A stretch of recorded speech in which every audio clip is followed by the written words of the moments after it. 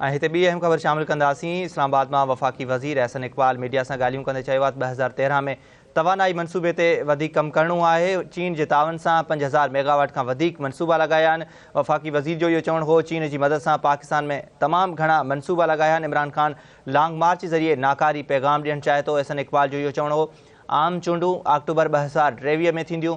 वफ़ाक़ी वज़ीर जो इहो चवणु हो इमरान खान पंहिंजे दौर में सीपेक के अल्तवा में रखियो। अहम ख़बर बाबति आगाह कंदा हलूं पिया।